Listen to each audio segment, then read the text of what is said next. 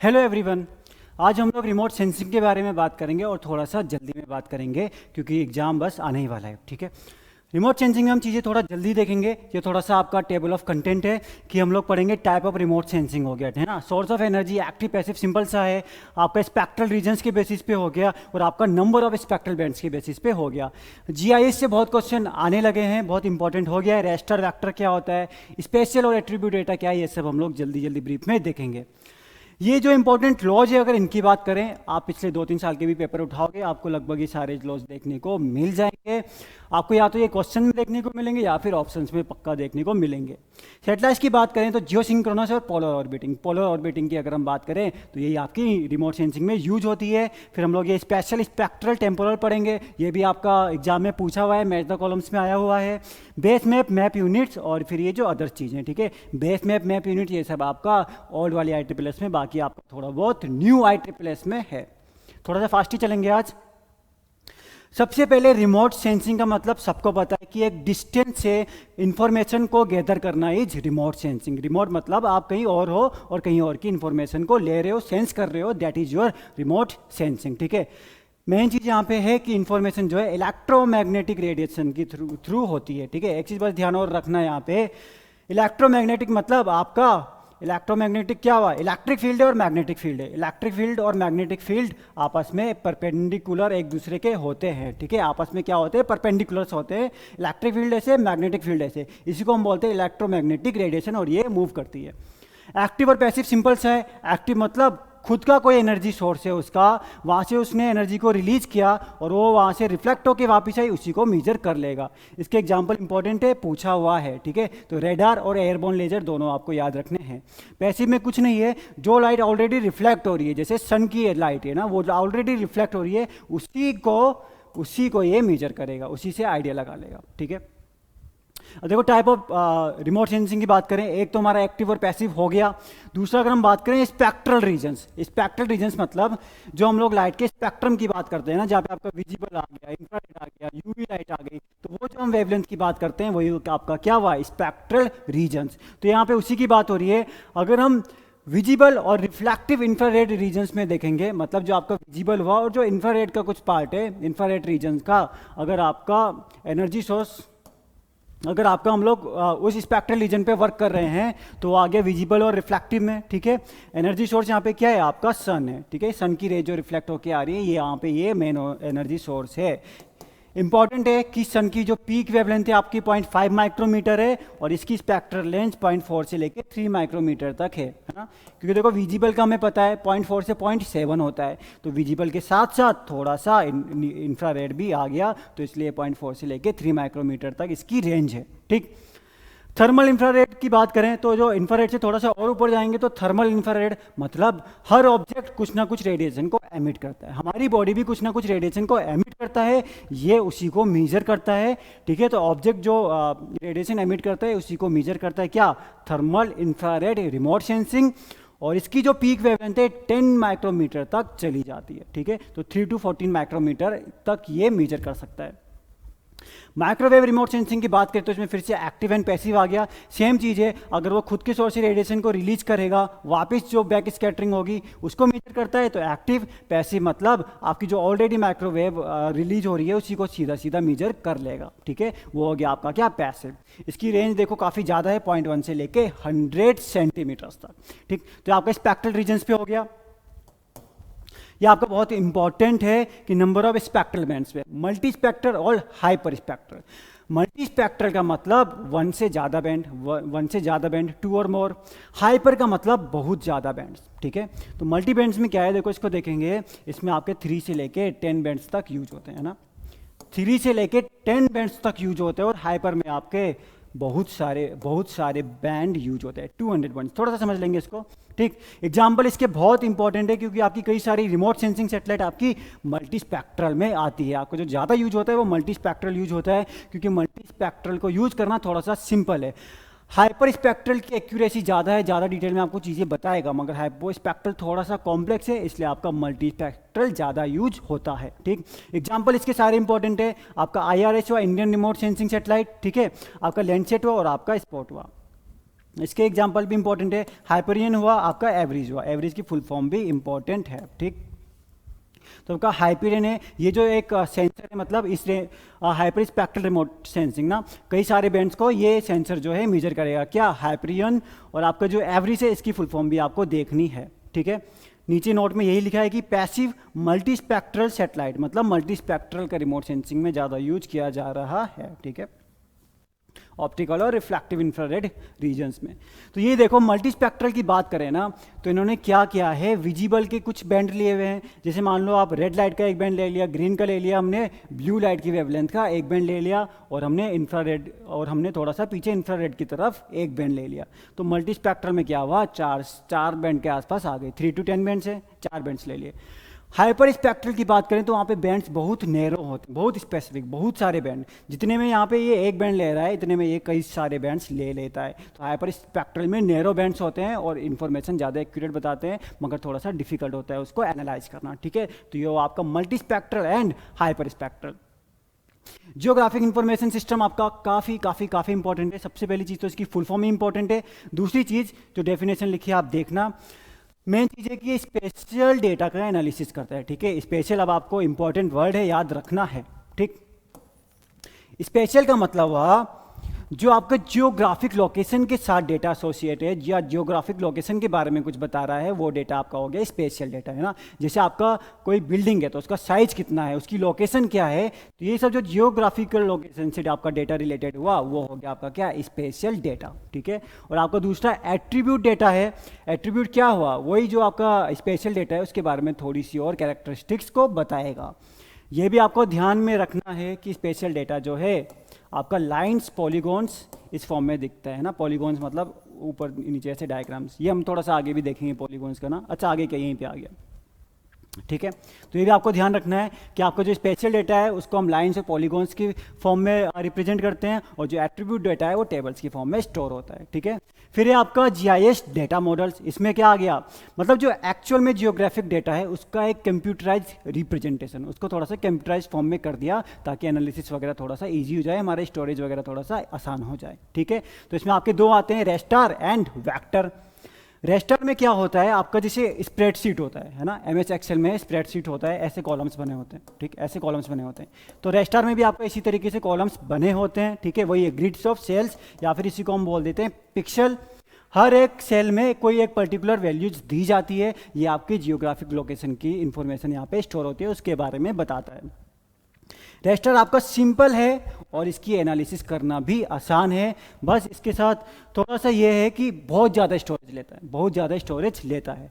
Vector की बात करें तो देखो यहाँ पे वही चीज़ है कि पॉइंट्स, लाइंस और पॉलीगॉन्स, मतलब जैसे हमने रेस्टर में कहा कि आपका ये क्या है, स्प्रेडशीट जैसा है, मतलब सेल्स पिक्सल्स इस तरीके से है। वेक्टर की बात करें तो जैसे आपका यहाँ पे ग्राफ सा बना रहा हूँ, ये आपका मान लो कोई ग्राफ सा है, इसमें इस तरीके से कोई एरिया बना है, इस तरीके से दूसरा एरिया बना है, मतलब ये वाला जो ये पॉलीगॉन से बना है या फिर ये जो लाइन से बना हुआ है, ये एरिया आपको किसी पर्टिकुलर के बारे में बता रहा है कि यहाँ पे कोई पर्टिकुलर सॉइल है या फिर कोई पर्टिकुलर सॉइल सीरीज है, ठीक है।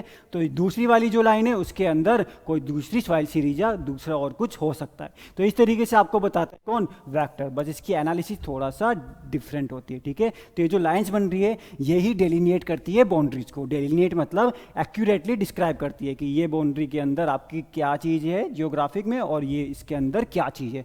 तो ये होता है आपका क्या, वेक्टर, ठीक है। तो ये आपका लाइंस पॉलीगॉन्स इसके फॉर्म में होता है। पॉइंट्स के फॉर्म में भी हो सकता है, मतलब आपका एक्स वाई पॉइंट्स हो गया, ठीक है। कोऑर्डिनेट्स के फॉर्म में, थोड़ा सा इस फॉर्म में भी कभी कभी ये यूज हो जाता है, ठीक। आपका स्टोरेज कम लेता है, प्रिसाइज ज़्यादा है आपका वेक्टर वाला, पर दिक्कत यही है कि थोड़ा सा कॉम्प्लेक्स हो जाता है हमारे लिए, है ना। स्पेशल आपका जो वेक्टर है थोड़ा सा कॉम्प्लेक्स हो जाता है। रेस्टर आपका बहुत अच्छा है, सिंपल और इजी है, बस यही है कि थोड़ा सा वॉल्यूम स्टोरेज बहुत ज़्यादा लेता है। वेक्टर आपका स्टोरेज वगैरह तो कम लेता है पर थोड़ा सा कॉम्प्लेक्स हो जाता है, थोड़ा सा डिफिकल्ट होती है एनालिसिस, ठीक है। आपका रेस्टर हम लोग कॉन्टिन्यूस फिनोमिनन के लिए यूज कर सकते हैं, मतलब और आपका वेक्टर जो होता है डिस्क्रीट ऑब्जेक्ट, डिस्क्रीट मतलब जिनमें बहुत ज़्यादा डिफरेंस हो। और आपके जैसे रेस्टर डेटा है, मतलब जैसे कहीं की सॉइल है, तो ऐसा बहुत ज़रूरी नहीं है कि एकदम क्लियर कट हो कि यहाँ पे ये सॉइल है वहाँ पे वो सॉइल है, तो थोड़ा सा कॉन्टिन्यूस हो सकता है, उसको रेस्टर ज़्यादा इजीली मेजर कर लेगा, ठीक है। ये इतने इंपॉर्टेंट नहीं है, मगर ऊपर की दो लाइन इंपॉर्टेंट है, रेस्टर और वेक्टर क्या होता है, ठीक। अब देखो कुछ इंपॉर्टेंट लॉज हैं, ये सही में इंपॉर्टेंट है ना, एग्जाम आप पीछे का पेपर उठा के देखोगे सारे लॉज आपको लिखे हुए मिलेंगे, ऑप्शन में लिखे हुए मिलेंगे या क्वेश्चन में भी लिखे हुए मिल सकते हैं, ठीक है। स्टीफन बोल्ट्जमैन लॉ का भी क्वेश्चन आया है, इंफ्रारेड थर्मामीटर का पूछा हुआ है, ठीक है। इंफ्रारेड थर्मामीटर का प्रिंसिपल क्या है, ये आपका होता है स्टीफन बोल्ट्जमैन लॉ, है ना। ये एक्चुअली क्या बताता है, जो कोई ऑब्जेक्ट से रेडिएशन एमिट हो रही है वो जो टेम्परेचर होता है उसकी फोर्थ के पावर के प्रोपोर्शनल होता है ना। तो दूर से जैसे आपने उसको मेजर किया तो दूर से वो रेडिएशन को एब्जॉर्व करेगा, रेडिएशन को पता लगाएगा कि कितनी रेडिएशन आ रही है और वो टेम्परेचर की पावर 4 से रिलेट होता है, तो टेम्परेचर को भी इस तरीके से मेजर किया जा सकता है, ठीक है। तो इंफ्रारेड थर्मामीटर में आपका यूज होता है स्टीफन बोल्ट्जमैन लॉ का, ठीक है। तो वही चीज़ लिखी हुई है कि जो आपका रेडिएशन रिलीज हो रहा है वो फोर्थ पावर, टेम्परेचर की फोर्थ पावर के साथ वेरी करती है। दूसरा बीएल लैम्बर्ट लॉ इंपॉर्टेंट है, आपको जो स्पेक्ट्रोफोटोमीटर वगैरह है वहाँ पे आपको ये देखने को मिलता है। सिंपल सा लॉ है, जैसे मान लो आपका ये कोई सॉल्यूशन है ना, इसके अंदर कुछ सॉल्यूशन है, आपने इधर से लाइट पास कराई और यहाँ पे जब लाइट पास होके निकलेगी तो इसकी कुछ इंटेंसिटी इसकी थोड़ी सी कम हो जाएगी, है ना, क्योंकि जो आपका बीच में सॉल्यूशन था उसने कुछ लाइट को एब्जॉर्व कर लिया और बाकी जो लाइट पास हुई उसकी इंटेंसिटी इसलिए कम हो जाएगी, ठीक है। तो जो आपका एब्जॉर्बेंस होगा ना लाइट का, जो आपका लाइट का एब्जॉर्बेंस होगा वो डिपेंड करेगा इसका कंसंट्रेशन कितना था, जितना ज़्यादा कंसंट्रेशन उतना ज़्यादा लाइट को एब्जॉर्व कर लेगा, और वो डिपेंड करेगा कि इसकी लेंथ कितनी थी, है ना, जितनी दूर तक ये लेंथ ट्रेवल करता रहेगा उतना ज़्यादा एब्जॉर्व होता रहेगा, ठीक है। तो वही चीज़ यहाँ पे लिखी हुई है कि ये is directly proportional to light का पाथ लेंथ क्या है और इसका कंसंट्रेशन क्या है। तो आप यही प्रोपोर्शनलिटी हटाते हो तो एक कांस्टेंट आ जाता है, वही चीज़ यहाँ पे लिखी हुई है, ठीक है, मोलर एब्जॉर्प्शन कोफिशिएंट, ठीक है। आपको बस ये याद रखना है कि लाइट आपका कंसंट्रेशन और जो पाथ लाइट ट्रेवल कर रहा है उस पर डिपेंड करता है, ठीक है। तो इससे हम एब्जॉर्बेंस निकाल लेते हैं, स्पेक्ट्रोफोटोमीटर में हम इसका यूज़ करते हैं। विंड डिस्प्लेसमेंट लॉ की बात करते हैं, ठीक है। ये ब्लैक बॉडी के बारे में थोड़ा बहुत बताता है, ब्लैक बॉडी का क्वेश्चन एग्जाम्स में आया हुआ है, 2020 के पेपर में भी पूछा हुआ है, ठीक। ये बता रहा है कि जो ब्लैक बॉडी रेडिएशन एमिट करता है ना अलग अलग टेम्परेचर में, रेडिएशन एमिट करता है अलग अलग टेम्परेचर में, उसी को रिलेट, ये वेवलेंथ तो टेम्परेचर को रिलेट करता है। अलग अलग वेवलेंथ में क्या लिखा है, stated black body radiation curve for different temperature peaks at a wavelength, ठीक है। मतलब आपकी अलग अलग वेवलेंथ में ना, ये आपकी अलग अलग वेवलेंथ में टेम्परेचर के साथ इसका रिलेशन बताता है। तो ये लैम्डा और टी को आपस में रिलेट करता है। आपका कौन सा लॉ, वीन्स डिस्प्लेसमेंट लॉ, ठीक है। तो बाकी इसके बारे में ऐसा लिखा हुआ है, ठीक। एमिसिविटी का क्वेश्चन आपका आया हुआ है, ब्लैक बॉडी की एमिसिविटी कितनी होती है पूछा हुआ है, ठीक। रेलिंग स्कैटरिंग देख लेते हैं, कुछ नहीं आसान सा है। कुछ पार्टिकल्स क्या होते हैं उनका साइज बहुत छोटा होता है, तो क्या करते हैं जब लाइट ट्रेवल करती, लाइट आती है तो उसको स्कैटर कर देते हैं, उसको स्कैटर कर देते हैं, यही होता है आपका। ये रेलिंग ने बताया था तो रेलिंग स्कैटरिंग हो गया, ठीक है, रेलिंग स्कैटरिंग हो गया। ब्लू लाइट की आपकी वेवलेंथ कम होती है तो आपका जो स्काई ब्लू दिखता है वो रेलिंग स्कैटरिंग की वजह से ही दिखता है। एमिसिविटी से आपका पूछा था कि ब्लैक बॉडी की एमिसिविटी कितनी होती है, ठीक है। तो एमिसिविटी क्या होता है, कोई भी ऑब्जेक्ट या मटेरियल जो रेडिएशन को एमिट कर रहा है उसका इन कंपैरिजन टू जो ब्लैक बॉडी रेडिएशन एमिट कर रहा है, ठीक है। मतलब जो कोई ऑब्जेक्ट रेडिएशन को एमिट कर रहा है उसको आप डिवाइड कर दोगे जो ब्लैक बॉडी रेडिएशन को एमिट करता है, ठीक है। ब्लैक बॉडी के बारे में एक चीज़ है कि ब्लैक बॉडी आपका क्या है, सारी की सारी रेडिएशन को एब्जॉर्ब करता है और सारी की सारी रेडिएशन को एमिट करता है, ठीक है। तो इसलिए इसकी एमिसिविटी हमने 1 मानी है, ठीक है। सारी रेडिएशन एब्जॉर्ब करेगा और सारी की सारी रेडिएशन को एमिट भी करेगा, और ये आपका बताया था किरचॉफ ने, ठीक है। किरचॉफ ने कहा था अगर कोई ऑब्जेक्ट सारी रेडिएशन एब्जॉर्ब कर रहा है तो वही ऑब्जेक्ट सारी की सारी रेडिएशन को एमिट भी करेगा, ये बताया था आपका किसने, किरचॉफ लॉ ने। तो ये इन्होंने ब्लैक बॉडी के बारे में भी बताया था, ठीक है। एक्चुअल में तो नहीं होता ब्लैक बॉडी, है हाइपोथेटिकल पर इंपॉर्टेंट है। रेंज याद रखोगे 0 to 1, ब्लैक बॉडी सारी की सारी रेडिएशन एब्जॉर्ब करता है और उसको एमिट भी करता है, सारी एनर्जी जो जितनी रेडिएशन ली उतनी ही रिलीज कर देगा, ठीक है। और यही आपका बताया था किरचॉफ लॉ ने, ठीक है। सेटेलाइट आपका हो गया जियोसिंक्रोनस और पोलर ऑर्बिटिंग, ठीक है। जियोसिंक्रोनस देखो क्या हुआ, ऑर्बिट इंपॉर्टेंट है दोनों का। ऑर्बिट ये 36,000 किलोमीटर के ऊपर है, जैसे आपकी अर्थ है उसके 36,000 ऊपर ये सेटेलाइट है ना। जैसे आपकी अर्थ रोटेट कर रही है उसके सेम स्पीड में लगभग वो सेटेलाइट भी रोटेट कर रही है। तो आप अर्थ से देखोगे तो आपको मूव करते हुए नहीं दिखेगी, एक ही प्लेस पर दिखेगी, ठीक है। तो वही लिखा हुआ है 36,000 किलोमीटर पे है, फिक्स पोजिशन पे रहती है अगर अर्थ के कंपेरिजन में बात करें, क्योंकि दोनों का रोटेशन सेम है, ठीक। बहुत इंपॉर्टेंट है कि कहाँ यूज होता है। वेदर फोरकास्टिंग में यूज हो गया आपका, ठीक है। टीवी और कम्युनिकेशन वगैरह के लिए हर जगह आपका जियो स्टेशनरी यूज होता है, ठीक। पोलर ऑर्बिटिंग की बात करें तो आपका रिमोट सेंसिंग में पोलर ऑर्बिटिंग यूज होता है, ठीक है। इसका आपका ऑर्बिट छोटा होता है, 200 से लेके 1000 किलोमीटर होता है। जेआरएफ में आ चुका है ये क्वेश्चन। और इसका वन रोटेशन लगभग कंप्लीट होने में आपका 110 मिनट्स लग जाते हैं ना, 2 आवर से थोड़ा सा कम हो गया, 110 मिनट्स लग जाते हैं, ठीक है। लगभग पूरा का पूरा ग्लोबल एरिया कवर कर लेता है। थोड़ा सा पोलर रीजन्स छूट जाता है, बाकी लगभग कवर कर लेता है। तो इसमें इंपॉर्टेंट है आपका कि इसका ऑर्बिट क्या है, इसका यूज क्या है, और इसमें जो पोलर ऑर्बिटिंग है आपकी सन सिंक्रोनस सैटेलाइट है। मतलब जब भी ऑर्बिट करती है तो हमेशा सन के साथ, सन की रेज के साथ एक पर्टिकुलर एंगल बनाती है कि सन की लाइट लगातार उसको मिलती रहे, तो उसी को बोल दिया हमने सन सिंक्रोनस, ठीक है। और इसका बात कर ली रिमोट सेंसिंग और जीआईएस में जो हम जनरली यूज करते हैं वो हो गया आपकी कौन सी, पोलर ऑर्बिटिंग, ठीक है। ये आपकी हो गई पोलर ऑर्बिटिंग, जैसे आपका इंडियन रिमोट सेंसिंग सैटेलाइट की हमने बात करी। आगे भी थोड़ा सा और देखेंगे। ये आपका सीधा सीधा जीआरएफ का क्वेश्चन है, मैच द कॉलम्स में ये आया हुआ था। जैसे आपका स्पेशल था, ये चारों के चारों आपके मैच द कॉलम्स में थे और उसके बगल में ऑप्शंस दे रखे थे, ठीक। तो देखो ये क्या हुआ, देखो पहली चीज सिग्नेचर। मतलब सिग्नेचर हुआ कि आप रिमोट सेंसिंग के थ्रू किसी और चीज़ का नेचर पता लगा रहे हो कि उसका नेचर क्या है, तो वही आपका हो जाता है उसका सिग्नेचर। आपको ध्यान जो इसमें रखना है कि स्पेशल क्या है, स्पेक्ट्रल क्या है। स्पेशल अभी जीआईएस में बात कर ली। स्पेशल मतलब जो आपका जियोग्राफिक लोकेशन के साथ डेटा इंक्लूड है वो हो गया आपका क्या, स्पेशल। तो वही चीज़ यहाँ पे भी है कि स्पेशियल रिजोल्यूशन ना, स्पेशल जियोग्राफिक लोकेशन मतलब साइज के बारे में बताएगा कि कितना स्मॉलेस्ट फीचर है जिसको जो सेंसर है वो मेजर कर सकता है, ठीक है। मतलब जैसे आपके यहाँ पे मीटर्स में, ठीक है, मीटर्स में जैसे आपकी स्केल होती है ना नॉर्मल, हम लोग मैप देखते हैं उसमें स्केल होती है कि 1 सेंटीमीटर इतना बताता है, तो ये वही बताता है कि आपका 1 पिक्सल कितना मीटर बता रहा है। तो जो आपका क्वेश्चन जीआरएफ में आया था उसमें आपका जैसे स्पेशल था तो ऑप्शन में आपका ऐसी कुछ ऑप्शन था, उसके आगे मीटर लिखा था, ठीक है। किसी के आगे आपका माइक्रोमीटर लिखा था, किसी के आगे आपका डेज लिखा था। तो इसके बेसिस पे आपको इसको करना था कि कौन सा आपका एरिया के बारे में बता रहे, कौन सा टाइम के बारे में बता रहे हैं, ठीक है। तो इसके बेसिस पे वो क्वेश्चन सॉल्व करना था। स्पेक्ट्रल रिजोल्यूशन की बात करें, स्पेक्ट्रल मतलब स्पेक्ट्रम, जो हम लोग UV rays, visible raise, infrared, इसकी जो हम बात करते हैं वही हो गया आपका क्या, स्पेक्ट्रम। मतलब आपका वेवलेंथ से रिलेट करता है कि कितना, किस रेंज तक इलेक्ट्रोमैग्नेटिक रेडिएशंस की वेवलेंथ को सेंसर मेजर कर सकता है, वो हो गया आपका स्पेक्ट्रल रिजोल्यूशन, ठीक है। तो जो ऑप्शन में आपका माइक्रोमीटर वाला था वो आपका ज्वाइन हो गया था किससे, स्पेक्ट्रल रिजोल्यूशन से।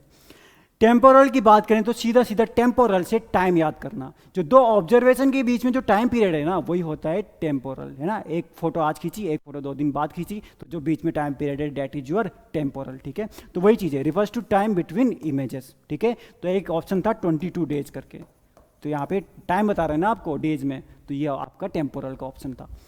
रेडियोमेट्रिक की बात करें, एक पर्टिकुलर पिक्सल कितनी इंफॉर्मेशन स्टोर कर रहा है, एक ऑप्शन आपका बिट्स में भी था, ठीक है, बिट्स में, ठीक है। तो ये भी ध्यान रखना, एक पर्टिकुलर पिक्सल कितना डेटा स्टोर कर रहा है, ठीक है, उसके बारे में आपको कौन बताएगा, आपको रेडियोमेट्रिक रिजोल्यूशन बताएगा। तो ये चारों भी इंपॉर्टेंट है क्योंकि एग्जाम में आ चुके हैं, ठीक है। ये आपका डीके दास में भी दिया हुआ है, ठीक।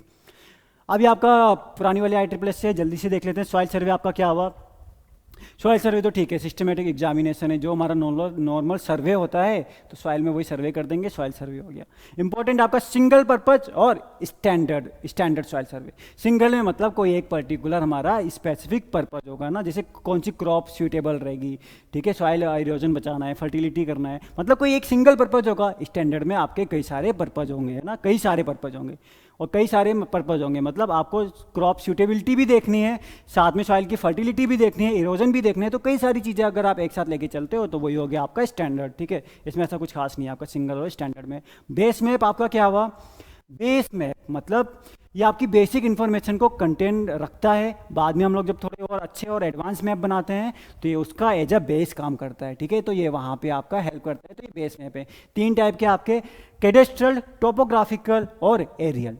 कैडेस्ट्रल आपका जो नॉर्मल मैप है वो आपका कैडेस्ट्रल ही है, ठीक है। देखो आपको थोड़ा सा ये ध्यान रखना पड़ेगा ना, ये आपको स्केल जो इसकी दी हुई है प्लेन एरियाज और हिली एरियाज के लिए ये भी थोड़ा ध्यान रखना पड़ेगा क्योंकि IEEE में दिया हुआ है, डिटेल मैपिंग के लिए यूज होता है। बस आपका जो कैडेस्ट्रल मैप है इसके साथ चीज़ ये है कि ये आपको टोपोग्राफी के बारे में नहीं बताएगा कि आपके जैसे माउंटेन्स वगैरह आ गए तो कितना एलिवेशन हो रहा है, तो इसके बारे में आपको कैडेस्ट्रल मैप नहीं बताता, वो आपको बताएगा कौन, टोपोग्राफिकल मैप। टोपोग्राफी का मतलब एलिवेशन, ठीक है। कैडेस्ट्रल मैप देखो आपका लिखा हुआ है कि पटवारी, तहसीलदार, इन सब से आप ऑब्टेन कर सकते हो। और टोपोग्राफिकल मैप की बात करें तो इसकी ये स्केल दी हुई है, ये आपको ध्यान में रखनी है, ठीक है। और आपका क्या कह रहा है कि ऑब्वियस सी बात है टोपोग्राफिकल नाम में ही आ गए तो ये टोपोग्राफी के बारे में बताता है, ठीक है। कैडेस्ट्रल याद रखना, डिटेल मैपिंग के लिए यूज हो, टोपोग्राफी के बारे में नहीं बताएगा। टोपोग्राफिकल मैप टोपोग्राफी के बारे में बताएगा। और सर्वे ऑफ इंडिया देहरादून से इसको ऑब्टेन किया जा सकता है। याद रखना सर्वे ऑफ इंडिया क्या है, हैदराबाद मत मार्क करना। और हैदराबाद में क्या है वो भी आपको याद होना चाहिए ना, नेशनल रिमोट सेंसिंग है ना वहाँ पे, ठीक। एरियल फोटोग्राफ क्या हुआ भाई, एरियल फोटोग्राफ्स, ठीक। एरोप्लेन के जो आपका एरोप्लेन है, स्पेस क्राफ्ट है, उसी के नीचे आपने सेंसर या कैमरा लगा दिया, उसी से पिक्चर खींच ली, वही हो गया क्या, एरियल फोटोग्राफ, ठीक है। तो वही चीज़ लिखी है कि आपके एयरक्राफ्ट में कैमरा फिट कर दिया, उसको ऊपर से आपने फ्लाई कर दिया और पिक्चर्स कैप्चर कर ली, that is your aerial photograph, है ना। इसको मार्क किया हुआ है। खैर ये जेआरएफ में तो ये वाला आई डोंट नो कि आया था या नहीं, बट ये किसी और कॉम्पिटेटिव एग्जाम में आया था, जनरल एग्रीकल्चर के कॉम्पिटेटिव एग्जाम में पूछ लिया तो फिर क्या होता, जेआरएफ में भी पूछ लें। तो अब इसी बात है यार, स्केल कितना है तो उसी पे डिपेंड करेगा कि हम लोग एरोप्लेन कितना ऊपर या फिर नीचे उसको फ्लाई कर रहे हैं, ठीक है। और दूसरी चीज़ आपकी कैमरे की फोकल लेंथ क्या है, तो इन दोनों चीज़ पे डिपेंड करेगा कि एरोप्लेन को मैं किस साइड पे ले जाना चाहिए, ठीक है। तो फोटोग्राफर को क्या किया जाता है, कई सारी पिक्चर्स ली जाती है और उनको ओवरलैप किया जाता है, ठीक है। 60% तक उनको ओवरलैप किया जाता है ताकि वो स्टीरियोस्कोपिक व्यू दे, मतलब थोड़ा सा आपको ना एल्टीट्यूड का भी आइडिया दे, तो ठीक है, थोड़ा सा एल्टीट्यूड हाइट का भी आइडिया दे, इसके लिए पिक्चर्स को आपस में ओवरलैप किया जाता है, ठीक। Generally black and white photos ली जाती है, जनरली, ठीक है, ज़्यादातर ब्लैक एंड वाइट ली जाती है, मगर कुछ कुछ केसेस में कलर पिक्चर्स भी ली जाती हैं, ओके। तो आपके 3 बेस मैप हो गए, ठीक है। अब आपका क्या देखो, map units, map unit important है। कंसोसिएशंस, ठीक है, ये ऐसे एरिया है जहाँ पे आपको सिंगल टैक्सॉन देखने को मिलेगा, ठीक है। Smallest practical unit for most detail soil survey is in area that contents primarily one soil component, मतलब स्मॉलेस्ट प्रैक्टिकल यूनिट ना, मतलब अगर आप जितना ज़्यादा जूम इन करते रहोगे, practical unit, smallest practical unit, जितना ज़्यादा जूम इन करते रहोगे तो उतनी ज़्यादा आपको सिंगल चीज़ देखने को मिलेगी, जितना ज़्यादा आप जूम आउट या बाहर की तरफ जाओगे उतनी सारी चीज़ें आपको देखने को मिलेगी, ठीक है। तो वही आपका कंसोसिएशन, आपको वहाँ पे एक उस एरिया में सिंगल टैग जोन देखने को मिलेगा, ठीक है। डेलिनेटेड एरियाज मतलब, डेलिनेटेड मतलब होता है किसी चीज़ को एक्यूरेटली डिस्क्राइब करना, तो ये आपको एक्यूरेटली डेलिनेटेड एरियाज, ठीक है, उस एरियाज के बारे में बताएगा जहाँ पे कोई पर्टिकुलर सिंगल टैक्स जोन देखने को मिलेगा। कॉम्प्लेक्स एंड एसोसिएशन, कई बार क्या होता है, दो सॉइल एक साथ एग्जिस्ट कर रही है मगर इसकी प्रॉपर्टीज बहुत अलग है और इसकी प्रॉपर्टीज बहुत अलग है, पर ये एक पैटर्न में आपको देखने को मिल रही है, वही बताता है आपका क्या, कंसोसिएशन एंड एसोसिएशंस, ठीक है। मगर आपका कॉम्प्लेक्स वाले में क्या होता है, वो जो दोनों सॉइल्स हैं वो आपस में इतनी ज़्यादा मर्ज होती है कि आप उसको डिफ्रेंशिएट नहीं कर पाते हो, ठीक है। और एसोसिएशन के केस में आप उनको अलग डिफ्रेंशिएट कर लेते हो, तो अलग अलग मैपिंग भी कर लेते हो, ठीक है। तो ये इनमें डिफरेंस है, दोनों कॉन्ट्रास्टिंग सॉइल आपस में, मतलब डिफरेंस है दोनों सॉइल्स में, वो एक साथ प्रेजेंट हो रही है, मगर क्या है वो बहुत ज़्यादा मिक्सअप है, उसको अलग नहीं कर पा रहे हो तो कॉम्प्लेक्स हो गया, उसको आप थोड़ा सा डिफ्रेंशिएट कर ले रहे हो, तो उसी में हम यूज कर लेते हैं क्या, आपका एसोसिएशन, ठीक है, ठीक है। वही लाइन यहाँ पे लिखी हुई है, ठीक। एक और चीज़ है आपका अनडिफ्रेंशिएटेड ग्रुप, इसमें क्या है, कई बार क्या होता है, कुछ आपकी सॉइल्स है जिनकी प्रॉपर्टीज़ बहुत सिमिलर है मगर वो एक साथ एग्जिस्ट नहीं कर रही है, मतलब पिछले वाले में अलग प्रॉपर्टीज़ थी एक साथ एग्जिस्ट कर रहा था, इस वाले में सिमिलर प्रॉपर्टीज़ है मगर कहीं अलग अलग एग्जिस्ट कर रहे हैं, मगर उनकी प्रॉपर्टीज सिमिलर है, इसलिए उनको हम लोग एक साथ ही ग्रुपिंग कर देते हैं, वही हो गया आपका क्या, अनडिफ्रेंशिएटेड ग्रुप, ठीक है। तो आपकी यहाँ पे वही लाइन लिखी हुई है, ओके। नेक्स्ट स्लाइड देखो, ठीक है। आपका बात करती है जीपीएस ग्लोबल पोजीशनिंग सिस्टम की, ये भी आपका सिंपल सा है, डेफिनेशन वगैरह आप देख लेना। जीपीएस सबको पता है, हर कोई जीपीएस यूज कर रहा है, ठीक है। जीपीएस देखो आपका मतलब कई सारी सेटेलाइट है, 24 अभी लिखा हुआ है, देख लेना अगर कुछ इंक्रीज डिक्रीज हुआ, 24 लिखा था, 3 उसमें से स्पेयर हो चुकी हैं, है ना। अभी वो तो आपको खैर पुराना लिखा है ना, खैर वो इतना इंपॉर्टेंट नहीं है, इंपॉर्टेंट क्या है, एटलीस्ट 4 सेटेलाइट चाहिए, है ना। हमने भी एमएससी में जीपीएस ही यूज किया था, गार्मिन का जीपीएस डिवाइस आता है, तो आप घर के अंदर यूज करोगे, सैटेलाइट्स का सिग्नल नहीं आएगा, यूज नहीं होगा। ओपन एरिया में यूज करोगे, एटलीस्ट 4 सैटेलाइट इसको चाहिए, तभी ये आपकी लोकेशन 3D में बता देगा, ठीक है, कि आपका लैटिट्यूड लॉन्गिट्यूड क्या है और साथ में एल्टीट्यूड भी बता देगा। एटलीस्ट 4 सैटेलाइट इसको चाहिए, तो ये इंपॉर्टेंट है ना। और अगर आपको सिर्फ 2 डायमेंशन जानना हो, लैटिट्यूड और लॉन्गिट्यूड, तो आपकी सिर्फ 3 सैटेलाइट्स भी बता देता है। खैर वो इतना इंपॉर्टेंट नहीं है, इंपॉर्टेंट है कि आपका 3D बताता है क्या 4 सैटेलाइट आपको एटलीस्ट चाहिए, ठीक है। तो ये हो गया आपका जीपीएस। हाँ ठीक है। आपका ग्लोनास रशिया में ये लोग अपना खुद का अलग सा जीपीएस जैसा सिस्टम इन्होंने डेवलप किया है। रशिया में ग्लोनास हो गया, आपका गैलीलियो यूरोपियन यूनियन में हो गया, और बाइडू आपका चाइना में यूज होता है, ठीक। ये था आपका जीपीएस, ठीक है। तो रिमोट सेंसिंग के बारे में 1-2 पॉइंट और, क्योंकि देखो रिमोट सेंसिंग बहुत ग्रोइंग टॉपिक है ना। अब देखो सॉइल ऑर्डर क्लासिफिकेशन जो बहुत सारी चीज़ें हैं, अब उसमें इतने चेंजेस नहीं आ रहे हैं, मगर रिमोट सेंसिंग में टेक्नोलॉजी है तो वो बार बार एडवांस करती जा रही है, इसलिए रिमोट सेंसिंग से काफ़ी क्वेश्चन भी अभी बनने लगे हैं, ठीक है ना। Remote sensing father of Indian space program पता होना चाहिए, डॉक्टर एपीजे अब्दुल कलाम कोई टिक नहीं करेगा, ठीक है। डॉक्टर विक्रम अम्बालाल साराभाई, नेहरू जी के साथ इन्होंने बात करके उनको कन्विंस किया था कि हमें भी अपना स्पेस प्रोग्राम स्टार्ट करना चाहिए, डॉक्टर विक्रम साराभाई। इसरो कब स्टैब्लिश हुआ था, जीआर में डायरेक्ट क्वेश्चन पूछा हुआ है, 15 अगस्त 1969 को इसरो स्टैब्लिश हुआ था, ठीक है। इसरो ने जो पहली सैटेलाइट लॉन्च की थी वो थी हमारी कौन सी, आर्यभट्टा, रशिया की हेल्प से ये सैटेलाइट लॉन्च की गई थी। और चंद्रयान 1 आपका 2008 में आया था, ये तो ऐसे लिख दिया गया है, ठीक है। ठीक है, देखो ये स्लाइड जैसी भी लग रही हो थोड़ी सी इंपॉर्टेंट है, क्योंकि क्या है आपका, अगर हम बात करें ना कि हम वेजिटेशन का भाई पता कैसे कर रहे हैं, पता हम ऐसे कर रहे हैं कि देखो जो आपका क्लोरोफिल है वो ब्लू और रेड लाइट को बहुत ज़्यादा एब्जॉर्ब करता है, ग्रीन लाइट को रिफ्लेक्ट करते हैं। और एक जो इंपॉर्टेंट पॉइंट है यहाँ पे कि आपका क्या है, ये बहुत ज़्यादा इंफ्रारेड, नियर इंफ्रारेड लाइट को भी काफ़ी ज़्यादा रिफ्लेक्ट करता है। नियर इंफ्रारेड को हम नहीं देख सकते, मगर जो हमारा सैटेलाइट में सेंसर लगा है वो ज़रूर देख सकता है, तो वो वहाँ से मेजर कर लेता है, ठीक है। तो आपके अलग अलग जो प्लांट की स्पीसीज है, ठीक है, तो उनमें अलग अलग तरीके से क्लोरोफिल वगैरह होगा, तो अलग अलग वो नियर इंफ्रारेड की अलग अलग रीजन्स में लाइट को रिफ्लेक्ट करेंगे या रेडिएशन को, वेवलेंथ को रिफ्लेक्ट करेंगे, और उसी को ये मेजर करके वेजिटेशन का आइडिया लगा लेता है, ठीक है। तो नियर इंफ्रारेड आपका इंपॉर्टेंट है, बहुत ज़्यादा रिफ्लेक्ट करते हैं प्लांट, ओके। तो वही चीज़ यहाँ पे और लिखी हुई है, ठीक है।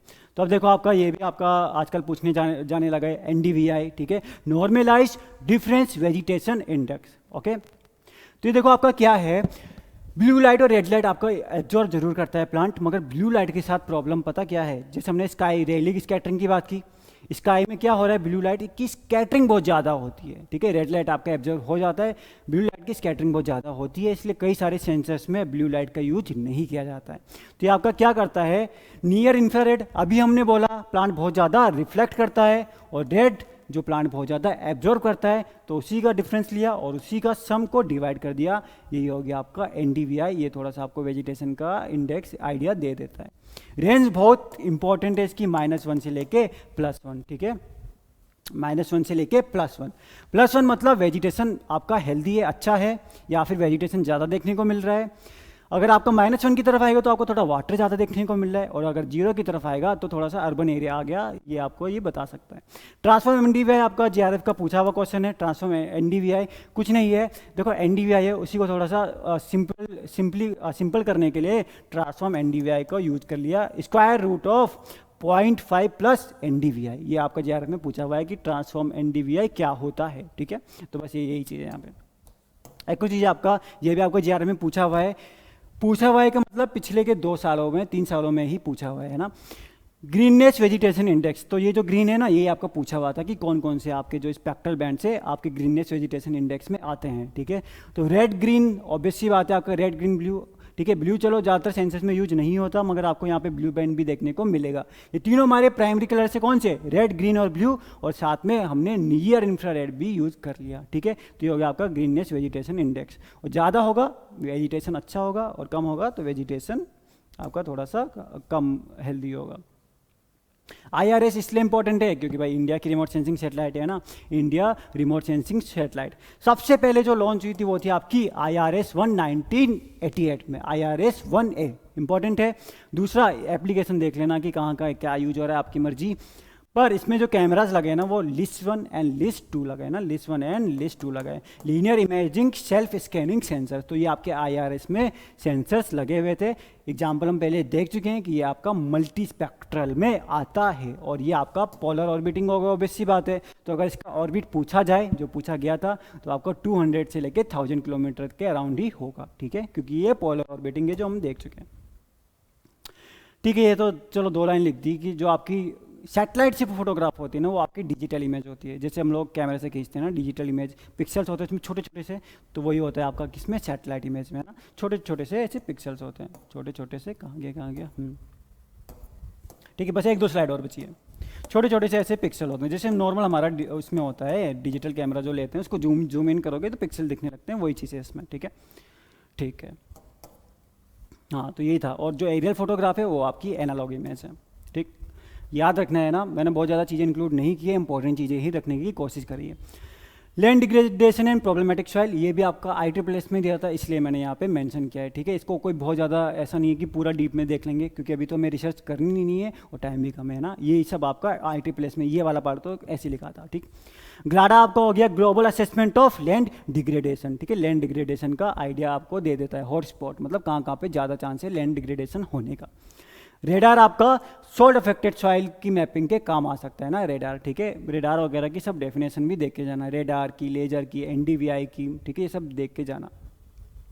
और आपका क्या बोले, GPR ग्राउंड पेनिट्रेटिंग रेडार और FDEM frequency domain electromagnetic induction, at least आपको फुल फॉर्म याद रखनी है, ठीक है। GPR आपका क्या होता है, GPR आपका एक डिवाइस होता है, GPR आपका एक सिंपल सा ऐसा डिवाइस होता है, ठीक है। ऐसे आप सरफेस के ऊपर रखते हो, नीचे की तरफ ये रेडिएशन एमिट करता है, ठीक है। ये रेडिएशन एमिट करेगा और जो वो बैक स्कैटरिंग होगी वो डिपेंड करेगा कि सॉइल में क्या क्या चीज़ें प्रेजेंट है, उसके हिसाब से अलग अलग लेयर्स पे अलग अलग स्कैटरिंग होगी, उसी को ये आपका ग्राउंड पेनिट्रेटिंग रेडार मेजर कर लेगा, ठीक है। तो ये होता है आपका, बस ये यहाँ पे ये ध्यान है कि ये सॉइल सैलिनिटी के लिए मैपिंग कर लेता है। तो 3-3 1-1 2-2 पॉइंट जो डार्क बोल्ड है थोड़ा सा देख ही लेना, है ना, पूछा नहीं है पर क्या पता इनका, है ना, ठीक है। तो ये था आपका रिमोट सेंसिंग, थोड़ा जल्दी में दिखा, एग्जाम भी पास है, और तो आई होप इतने में आपको समझ में आया होगा, ठीक है।